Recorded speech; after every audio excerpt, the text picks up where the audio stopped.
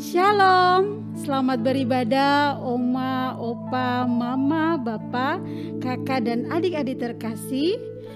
Di bulan Oktober ini kita memasuki bulan keluarga. Sebelum kita memasuki, mari kita bersama-sama mengucapkan pertolongan kita adalah di dalam nama Tuhan yang menjadikan langit dan bumi. Mari kita siapkan hati kita. Kita mau memuji Dia, Tuhan Allah kita, aku dan seisi rumahku.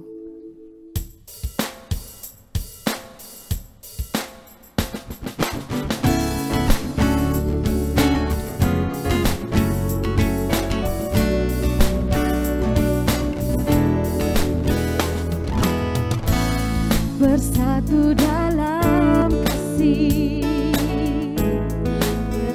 melayani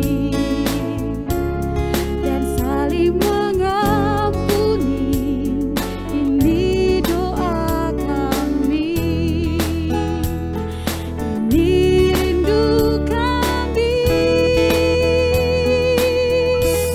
Aku dan seisi rumahku memuji dan memuliakan-Mu, penebusku, penyelamatku, penolong dalam hidupku.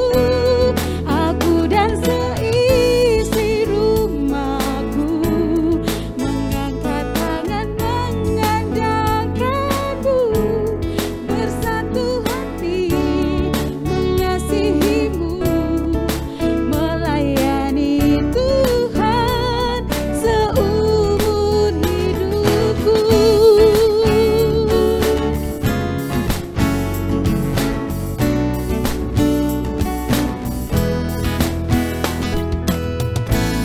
Bersatu dalam kasih, bersama melayani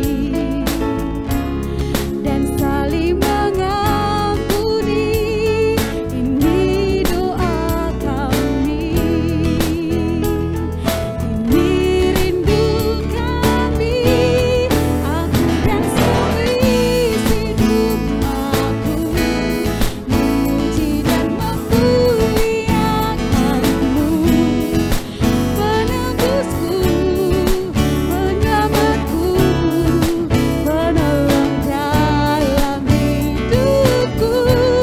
Aku dan seisi rumahku mengangkat tangan mengandalkan-Mu, bersatu hati mengasihi-Mu, melayani Tuhan seumur hidupku. Aku dan seisi rumahku memuji dan memuliakan-Mu, penebusku, penyelamatku, penolong dalam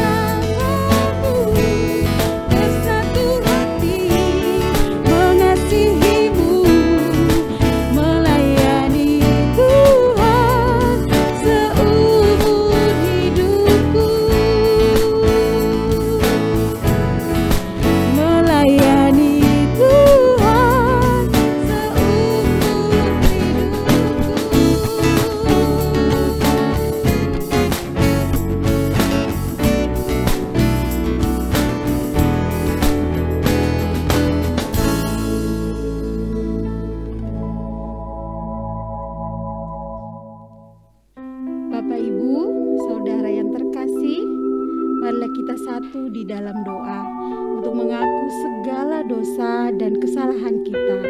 Saya memberikan waktu sejenak untuk Bapak Ibu mengaku segala dosa dan nanti saya akan menutup dalam doa. Mari kita berdoa.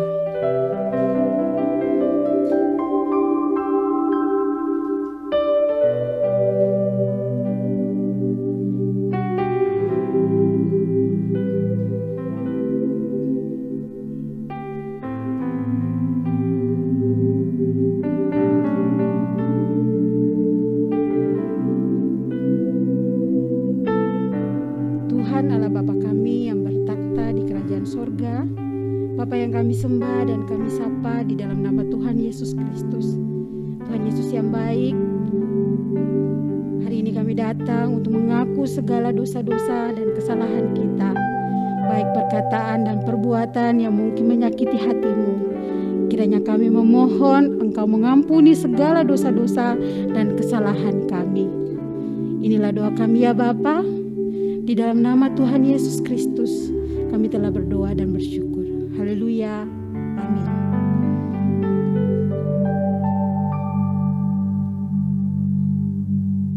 Jemaat dikasihi Tuhan, terimalah berita anugerah yang tertulis di dalam 2 Tesalonika 3 ayat 3 yang demikian. Tetapi Tuhan adalah setia. Ia akan menguatkan hatimu dan memelihara kamu terhadap yang jahat. Demikianlah berita anugerah dari Tuhan. Tuhan kita itu hebat, Tuhan kita itu kuat dan penuh kemuliaan. Mari dengan penuh sukacita kita nyanyikan terpujilah nama-Mu Tuhan.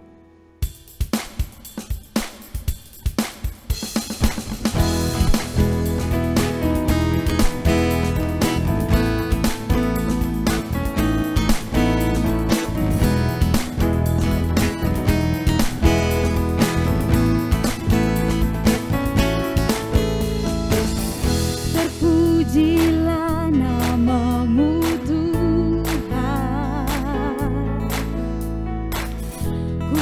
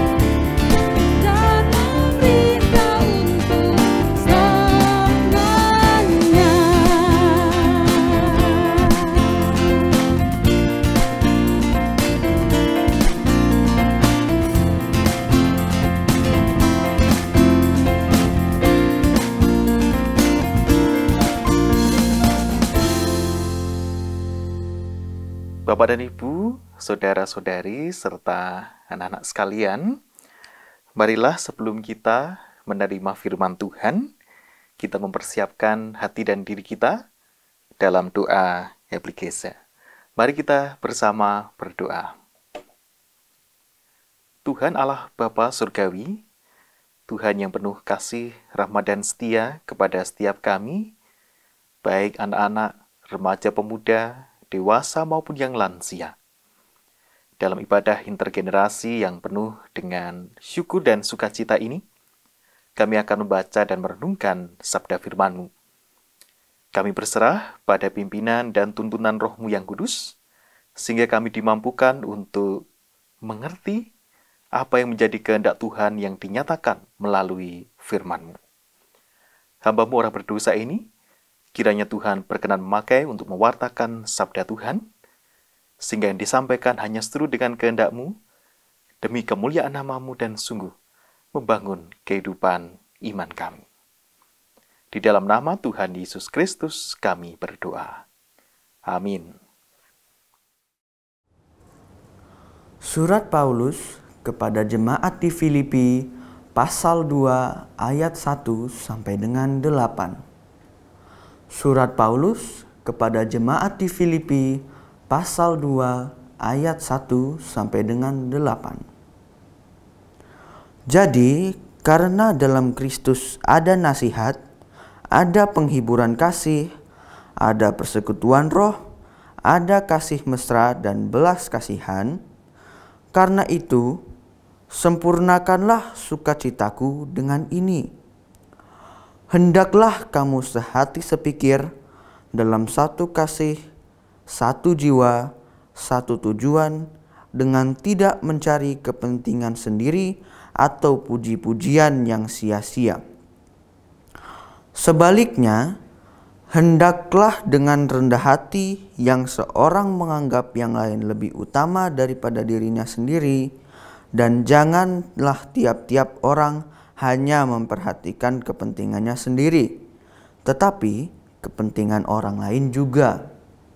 Hendaklah kamu dalam hidupmu bersama menaruh pikiran dan perasaan yang terdapat juga dalam Kristus Yesus, yang walaupun dalam rupa Allah tidak menganggap kesetaraan dengan Allah itu sebagai milik yang harus dipertahankan, melainkan telah mengosongkan dirinya sendiri dan mengambil rupa seorang hamba dan menjadi sama dengan manusia. Dan dalam keadaan sebagai manusia, ia telah merendahkan dirinya dan taat sampai mati, bahkan sampai mati di kayu salib. Demikianlah firman Tuhan. Berbahagialah setiap orang yang menerima firman Tuhan, menyimpan dalam hati, dan melakukannya dalam hidup setiap hari. Haleluya. Shalom, Bapak Ibu, saudara-saudari, serta anak-anak sekalian yang berbahagia dan dikasihi Tuhan. Senang sekali pada saat ini, di dalam ibadah intergenerasi ini, kita merenungkan sebuah tema yang sungguh sangat menarik, yaitu Till Death Do Us Part, atau diterjemahkan dalam bahasa Indonesia secara bebas begitu, hingga usai usia. Nah, karena ini adalah ibadah intergenerasi, maka saya membayangkan bahwa setiap keluarga beribadah bersama-sama, yakni baik orang tua, ayah, ibu, papa, mama, anak-anak, maupun juga para lansia, kakek dan nenek yang beribadah bersama-sama dalam sebuah ikatan keluarga Allah yang penuh kasih. Terlebih khusus pula di bulan Oktober ini, kita juga memasuki MPHB atau masa penghayatan hidup berkeluarga, atau di gereja kami juga disebut dengan bulan keluarga. Jadi sungguh sebuah momen yang sangat baik dan sangat spesial sekali. Nah, oleh karena itulah saya ingin menyapa semua usia, baik dari anak-anak yang muda-mudi maupun orang dewasa dan para lansia di dalam ibadah ini. Jadi harapannya kita semua ada dalam satu kesatuan sebagai keluarga Allah. Nah, Bapak Ibu dan saudara-saudari, serta anak-anak yang dikasihi Tuhan, dalam tema ini, hingga usai usia.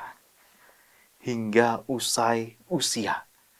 Artinya, sampai dengan kita menutup mata, kita hendaknya tetap ada di dalam ikatan keluarga yang mempersatukan kita.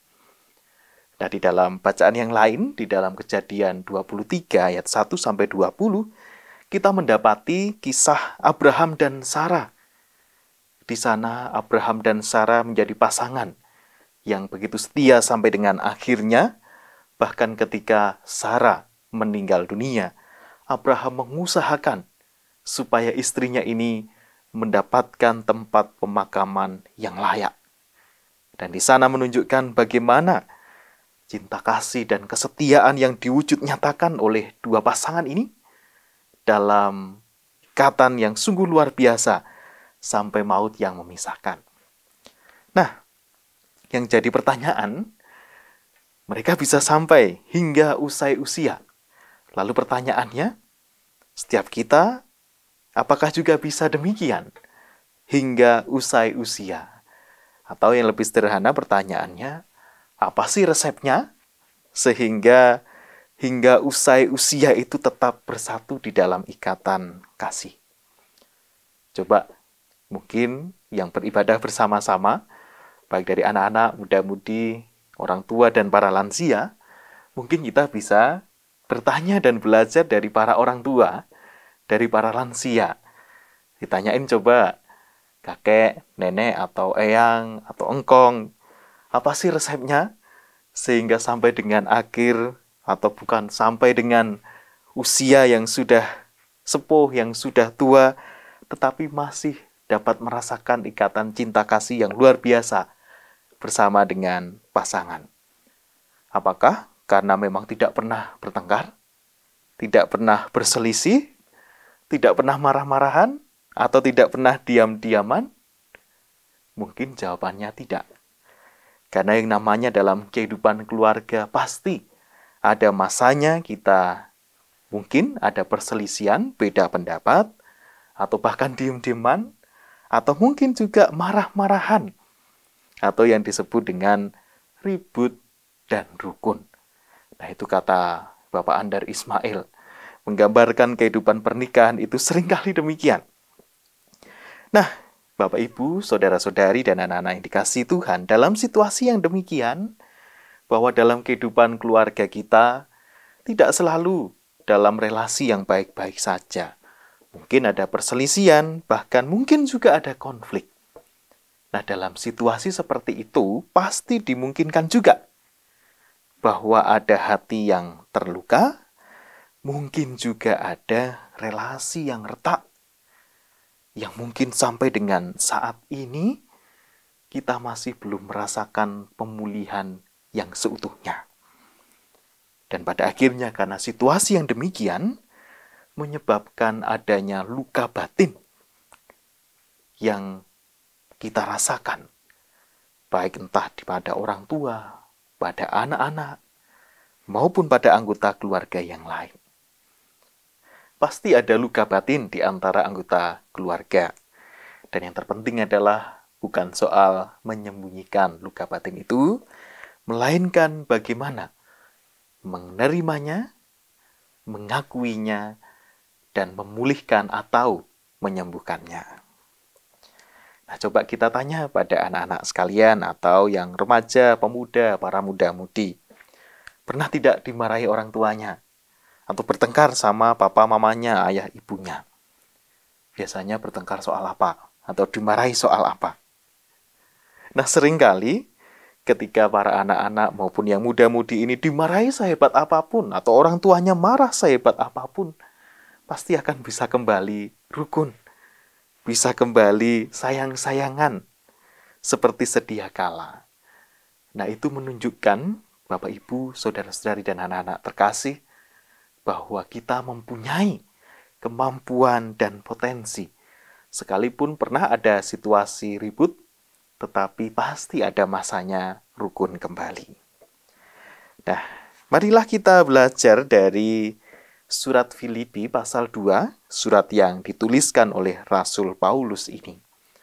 Seperti kita ketahui, Rasul Paulus menuliskan surat Filipi ketika ia berada dalam penjara. Nah, tentu ketika orang di penjara banyak sekali keterbatasannya. Bahkan kebebasannya juga direnggut karena di penjara. Nah, tentu orang yang di penjara juga mungkin hanya memikirkan dirinya saja. Kapan aku bisa bebas? Kapan aku bisa keluar ke dunia yang bebas di luar sana? Tetapi nampaknya Rasul Paulus tidak hanya memikirkan dirinya sendiri. Bahkan yang ia pikirkan adalah jemaat-jemaat yang sebelumnya ia gembalakan. Dan juga memikirkan bagaimana karya pekabaran Injil dapat terus dilakukan. Oleh karena itulah dalam surat Filipi ini kita mengetahui bagaimana Rasul Paulus sangat merindukan untuk bisa bertemu dengan jemaat di Filipi. Rasul Paulus tidak memikirkan kepentingannya sendiri, tetapi justru ia terus memikirkan kepentingan pekerjaan Tuhan dan kepentingan pelayanan bagi jemaat-jemaatnya daripada kepentingannya sendiri. Nah, dari sini Bapak Ibu Saudara dan anak-anak sekalian, kita bisa mengetahui bagaimana Rasul Paulus memiliki kasih yang begitu besar bagi Tuhan dan jemaatnya, sehingga memikirkan selalu jemaat di Filipi dan jemaat-jemaat yang lain, bahkan ia mengucap syukur kepada Allah setiap kali Rasul Paulus mengingat mereka. Di Filipi 1 ayat 3. Nah, marilah kita belajar bagaimana nasihat atau pesan Rasul Paulus yang disampaikan bagi jemaat di Filipi ini, supaya kita dapat menggali sebuah pelajaran untuk kehidupan kita di masa sekarang ini. Nah, LAI memberikan judul yang sangat baik, Nasihat supaya bersatu dan merendahkan diri seperti Kristus. Pertama-tama, Bapak Ibu Saudara dan anak-anak sekalian, Rasul Paulus mengajak supaya kita hidup di dalam Kristus. Karena hidup dalam Kristus di sana ada penghiburan kasih, persekutuan roh, kasih mesra, dan belas kasihan. Artinya didasari oleh kasih Kristus itu sendiri.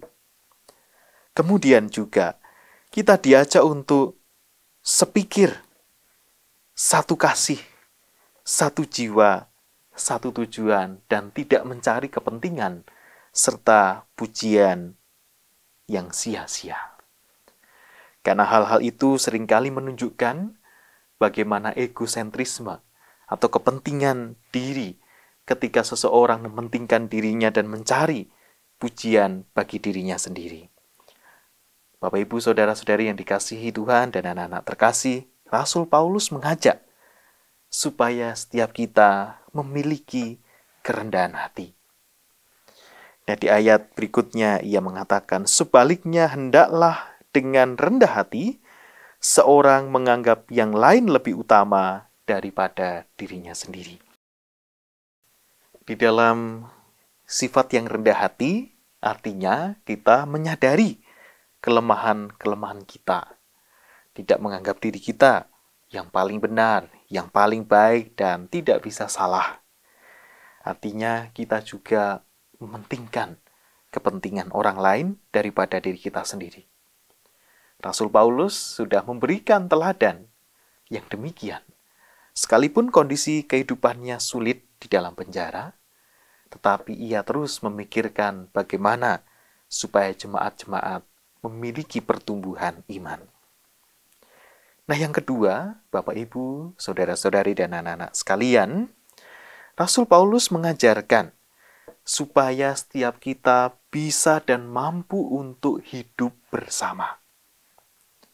Nah, di sini Rasul Paulus menitik beratkan pada pengajaran tentang bagaimana Tuhan Yesus Kristus meninggalkan kemuliaan yang tiada taranya di surga dan mengambil kedudukan yang hina sebagai hamba Bahkan tidak hanya itu saja, ia taat sampai mati juga demi menebus dosa manusia. Artinya, bukan untuk kepentingannya sendiri, tetapi untuk kepentingan kita sekalian, umat kepunyaannya. Kerendahan hati dan pikiran Kristus itulah yang hendaknya juga terdapat di dalam pikiran kita, pengikutnya. Kita terpanggil untuk bisa hidup berkorban tanpa mementingkan kepentingan diri, mempedulikan sesama kita, dan berbuat baik bagi orang-orang di sekitar kita. Pengajaran yang ketiga adalah kenosis atau mengosongkan diri. Yakni bagaimana Tuhan Yesus Kristus yang tidak menganggap kesetaraan dengan Allah itu sebagai milik yang harus dipertahankan. Melainkan ia melepaskan segala hak istimewanya, kemuliaannya di surga, demi turun sebagai hamba, sama dengan manusia, bahkan menebus dosa manusia melalui pengorbanannya di kayu salib, agar kita umat kepunyaannya dapat beroleh keselamatan. Nah, Bapak dan Ibu, saudari-saudara yang dikasihi dan mengasihi Tuhan, 3 hal tadi kira yang menjadi pengajaran Rasul Paulus bagi kita sekalian, supaya setiap kita mampu untuk hidup di dalam kasih sampai dengan akhir usia. Nah, pertanyaannya, mampukah kita hingga usai usia? Lalu bagaimana jikalau ada luka-luka batin di tengah keluarga kita? Maka hal yang paling utama dan paling penting untuk dilakukan terhadap hal itu adalah menerimanya, mengakuinya, dan memulihkannya. Lalu bagaimana dan siapa yang memulihkan? Mari kita belajar lebih mendalam. Pertanyaan siapa yang memulihkan luka batin? Tentu yang pertama adalah Tuhan Allah Sang Penyembuh setiap luka. Kita bisa belajar mengenai pengorbanan Kristus tadi, yang sesungguhnya ia setara dengan Allah, tetapi mengambil rupa seperti hamba, bahkan sebagai hamba, sama dengan manusia, dan dikatakan dalam 1 Petrus 2 ayat 24-25, bilur-bilur Kristus dalam pengorbanannya di kayu salib, itulah yang menyembuhkan kita. Artinya, kesembuhan luka batin itu ada di dalam Tuhan. Kita juga bisa mengetahui bagaimana Tuhan Yesus yang menyembuhkan banyak penyakit dalam karya pelayanannya. Tidak hanya penyakit secara fisik, tetapi juga penyakit secara psikis atau secara batin. Nah, Ibu, Bapak, dan Saudara, serta anak-anak sekalian, sembuh dari luka batin yang pertama ini sifatnya self-healing, atau kesembuhan yang terjadi pada diri kita karena memiliki relasi yang baik dengan Tuhan Sang Penyembuh. Lalu yang kedua, Bapak, Ibu, dan Saudara, adik-adik sekalian, adalah siapa yang menyembuhkan luka batin? Selain Tuhan, juga adalah sesama yang menyembuhkan. Tentu caranya tadi, bahwa dengan terbuka, mengakui, dan menerima bagi orang-orang yang mengalami luka batin, dan bagi sesama yang ingin memulihkan adalah dengan cara memahami, mengampuni, dan mendoakannya.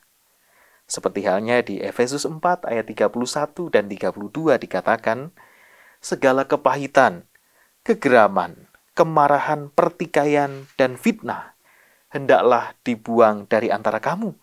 Demikian juga segala kejahatan. Tetapi hendaklah kamu ramah seorang terhadap yang lain, penuh kasih mesra, saling mengampuni, sebagaimana Allah di dalam Kristus telah mengampuni kamu. Artinya peran sesama juga sangat penting untuk menerima keberadaan, baik itu entah anggota keluarga kita, teman, sahabat kita, atau mungkin sesama kita yang lain. Jika ada luka batin di sana, ajaklah supaya mampu untuk terbuka mengakui dan menerimanya. Dan bagi setiap kita yang diutus Tuhan untuk menjadi penyembuh yang terluka itu, kita harus bisa memahami, mengampuni dan mendoakan. Karena di dalam Kristus di sana ada pemulihan kehidupan kita. Nah, Bapak dan Ibu, saudari-saudari yang dikasihi Tuhan, kemudian apa lagi yang bisa kita lakukan untuk memulihkan relasi ataupun juga luka-luka batin ini? Tentu seperti yang diteladankan Rasul Paulus tadi, kerendahan hati, mengakui bahwa diri kita tidaklah sempurna. Karena seringkali ketika kita terjebak mengejar kesempurnaan diri, perfeksionis, kita malah sering juga melukai diri kita sendiri. Tetapi dengan menerima keberadaan diri kita apa adanya, kita tidaklah sempurna, kita juga bisa melakukan kesalahan dan kelemahan, tentu membuat kita bisa menerima diri kita sendiri, dan itu juga bisa memulihkan. Dan selanjutnya, Bapak Ibu, saudara-saudari dan anak-anak sekalian, kita juga diajak untuk mampu hidup bersama yang saling memulihkan, yakni seperti yang diajarkan dan juga sudah diteladankan oleh Tuhan Yesus, mengosongkan diri. Artinya tidak menganggap diri kita yang paling penting, yang paling utama, yang paling baik dan paling sempurna, melainkan mengosongkan diri kita untuk siap menerima, melayani, dan juga memperhatikan orang-orang di sekitar kita. Nah, seperti halnya Rasul Paulus, yang dulunya dia adalah Saulus, tetapi ketika berjumpa dengan Tuhan Yesus, dia diubahkan oleh Tuhan dan menjadi Paulus, seperti yang kita ketahui. Saulus dahulu menganiaya, membunuh para pengikut Yesus, namun ketika mengalami perjumpaan pribadi dengan Tuhan, terjadilah mujizat yang luar biasa. Terjadi kesembuhan batin di sana. Hidupnya pun berubah. Dulu yang dipenuhi dengan kebencian dan kedengkian, kini berubah, dipenuhi kasih dari Tuhan. Dan hingga akhir hidupnya, Rasul Paulus justru memberikan keseluruhan hidupnya bagi pekerjaan kerajaan Allah. Nah, itulah Bapak dan Ibu, saudara-saudari, serta anak-anak sekalian yang dikasihi Tuhan. Bagaimana supaya kita bisa sampai dengan akhirnya tetap menjaga cinta kasih kita, kesetiaan kita kepada keluarga, kepada pasangan, dan kepada Tuhan. Tidak lain, tidak bukan adalah dengan melakukannya secara rendah hati, hidup bersama, saling memulihkan, mampu mengosongkan diri kita.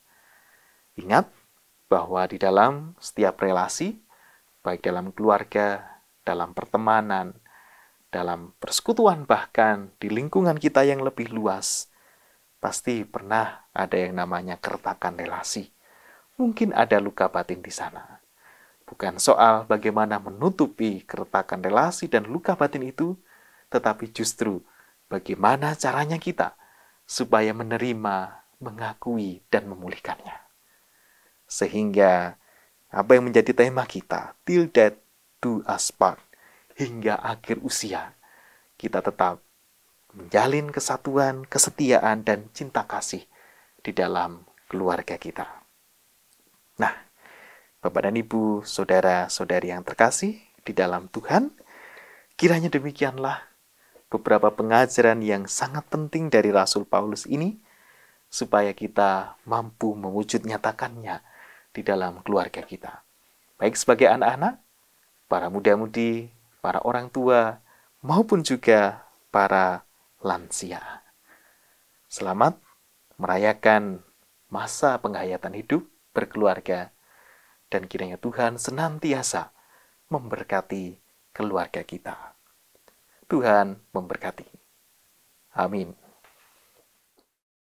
Marilah bersama kita menaikkan doa syafaat. Mari kita berdoa. Tuhan Allah, Bapa yang penuh kasih dan rahmat, di dalam ibadah ini kami sudah mendengarkan sabda firman-Mu yang mengajak kami untuk senantiasa menjaga kehidupan di dalam cinta kasih dan kesetiaan sampai dengan akhir usia. Mampukanlah setiap kami untuk mewujud nyatakan firman-Mu ini dalam kehidupan kami. Sehingga di tengah-tengah kehidupan kami sungguh terwujud damai sejahtera. Secara khusus ya Bapa, kami bersyafaat untuk kehidupan keluarga-keluarga. Baik warga jemaat, GKI Kejayan, para keluarga tamu maupun juga simpatisan. Kami mohonkan Engkau senantiasa hadir dalam kehidupan keluarga-keluarga, memberikan cinta kasih dan damai sejahtera-Mu. Engkau jaga dan lindungi, diberikan kekuatan, kesehatan, dan berkat-berkat-Mu. Bagi para orang tua, mampukanlah di dalam menjalankan setiap tugas tanggung jawabnya, baik dalam keluarga, dalam pekerjaan, di tengah pelayanan, maupun juga di tengah lingkungan masyarakat. Bagi anak-anak, Tuhan kiranya menyertai proses pertumbuhan mereka, belajar mereka, dan di tengah-tengah lingkungannya. Ya Bapa, demikian pula syafaat kami bagi para orang tua kami yang sudah lanjut usia. Tuhan kiranya terus menjaga, memberikan mereka ketentraman dan damai sejahtera dalam hidup, sehingga sekalipun sudah memasuki usia senja kehidupan, tetapi terus dapat merasakan cinta kasih Tuhan di dalam kehidupannya. Bapa Surgawi, demikian pula syafaat kami bagi saudara-saudari maupun juga jika ada orang tua kami yang sedang sakit dalam masa pemulihan. Kami mohon Engkau terus menopang, memberikan pemulihan dan kesehatan. Bapa Surgawi, syafaat kami juga bagi situasi kehidupan kami saat ini, di mana pandemi COVID masih belumlah usai. Namun kami juga mendapati pemulihan terjadi. Bagaimana kondisi pandemi ini berangsur-angsur mulai membaik. Semua adalah karena kasih dan pertolongan-Mu. Namun kami juga terus mohon kepada-Mu, Engkau menolong dan memberkati, sehingga pandemi ini dapat sungguh-sungguh berlalu. Pemerintah melalui pemerintah pusat, pemerintah daerah, gugus tugas COVID, maupun juga para tenaga medis, tim relawan yang senantiasa bekerja dan melayani di tengah situasi pandemi ini, Tuhan kiranya memampukan, memberikan hikmat, terlebih menjaga dan melindungi, sehingga mereka dapat melakukan tugas tanggung jawabnya dengan sebaik mungkin untuk menangani pandemi ini. Sehingga pandemi ini ya Bapa dapat segera berlalu. Bapak Surgawi, demikian pula syafaat kami bagi kehidupan pelayanan GKI Kejayan, para pelayan Tuhan di dalamnya, baik itu majelis jemaat, para pendeta, para pengurus di dalam komisi di wilayah, dan seluruh warga jemaat, simpatisan, dan tamu. Tuhan kiranya senantiasa memberikan hikmat, sukacita di dalam pelayanan, sehingga sungguh gereja-Mu ini menjadi berkat bagi setiap orang di dalam melaksanakan tugas dan panggilannya. Ya Bapa Surgawi, inilah pokok-pokok syafaat yang kami nyatakan kepada-Mu. Pada akhirnya kami juga menyerahkan keberadaan hidup kami masing-masing, senantiasa di dalam pimpinan dan pemeliharaan Tuhan. Seutuhnya syafaat kami ini, kami serahkan di dalam nama Tuhan kami Yesus Kristus, Sang Juru Selamat kami. Amin. Jemaat yang dikasihi Tuhan, mari kita mengikrarkan kembali pengakuan iman kepercayaan kita dalam bentuk pujian dari Kidung Jemaat 280, Aku Percaya.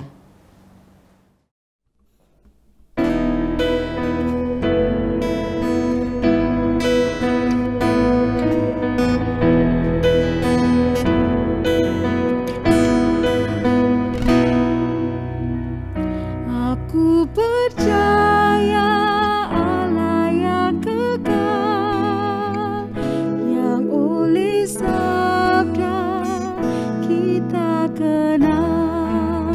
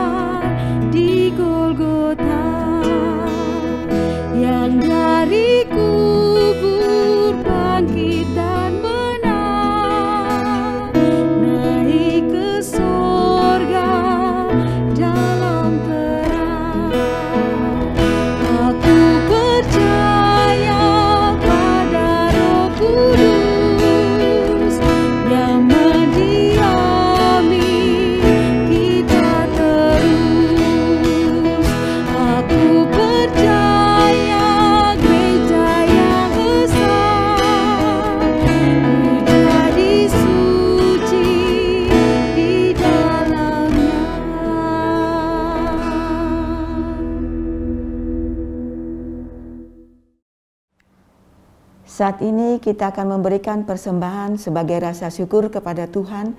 Adapun nats persembahan kita pada hari ini terambil dari 2 Korintus 8 ayat 12. Sebab jika kamu rela untuk memberi, maka pemberianmu akan diterima.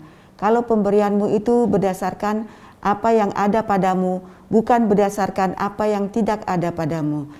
Mari jemaat yang dikasihi Tuhan, kita berikan yang terbaik untuk kemuliaan nama Tuhan. Tuhan Yesus memberkati.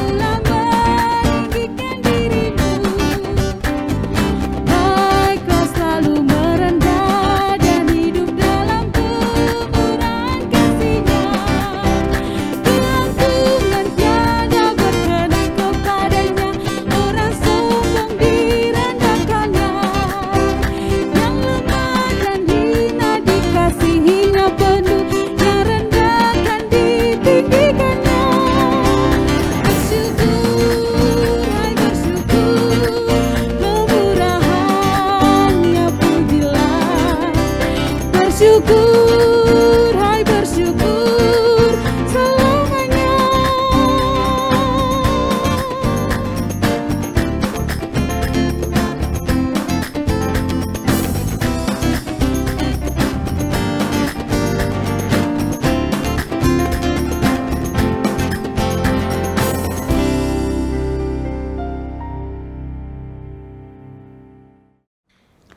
Jemaat yang dikasihi Tuhan, mari kita bawa persembahan kita di dalam doa. Kita bersatu di dalam doa. Bapa dalam surga, Bapa yang maha baik, Bapa yang penuh pengampunan, terima kasih untuk setiap hal yang boleh terjadi di dalam kehidupan kami. Terima kasih untuk kasih sayang Tuhan, penyertaan Tuhan, bahkan setiap berkat yang sudah kami terima. Saat ini Tuhan, di dalam rasa syukur, kami boleh membawa persembahan kami. Biarlah Engkau Tuhan yang memberkati persembahan ini, agar layak dipergunakan untuk banyak kegiatan yang ada di gereja Tuhan di tempat ini. Ajar kami Tuhan di dalam rasa syukur, tidak hanya memberikan materi saja, tetapi kami boleh memberikan seluruh kehidupan kami hanya untuk kemuliaan nama Tuhan. Terima kasih Tuhan Yesus, ampuni segala dosa kami ketika kami menyampaikan persembahan ini, terselip hal yang kurang berkenan di hadapan-Mu. Ampuni kami Tuhan, agar kami tetap layak disebut menjadi anak-anak-Mu. Inilah persembahan syukur yang sudah kami sampaikan. Dengarkanlah ya Tuhan, di dalam nama anak-Mu Tuhan Yesus Kristus, kami telah berdoa dan mengucap syukur. Amin. Tuhan kita itu hebat, Tuhan kita itu kuat dan penuh kemuliaan. Mari dengan penuh sukacita kita nyanyikan terpujilah nama-Mu Tuhan.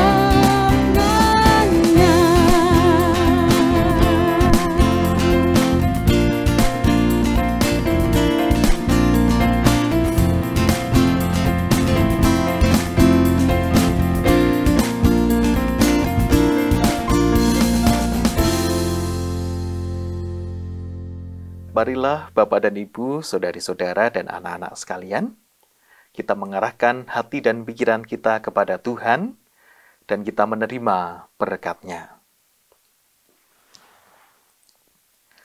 Kiranya berkat, cinta kasih, rahmat dan damai sejahtera dari Tuhan Allah Bapa, Tuhan Yesus Kristus Sang Putra, dalam persekutuannya dengan Roh Kudus, mengiringi kehidupan keluarga, baik anak-anak, remaja pemuda, para orang tua dan lansia, sebagai kesatuan keluarga Allah, kini dan selamanya. Amin.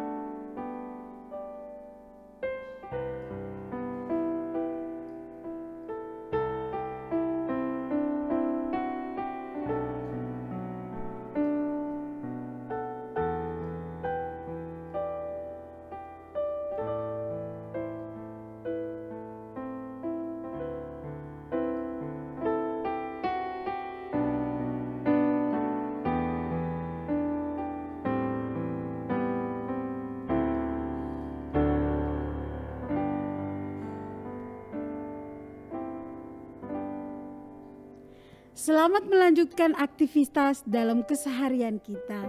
Tuhan Yesus memberkati.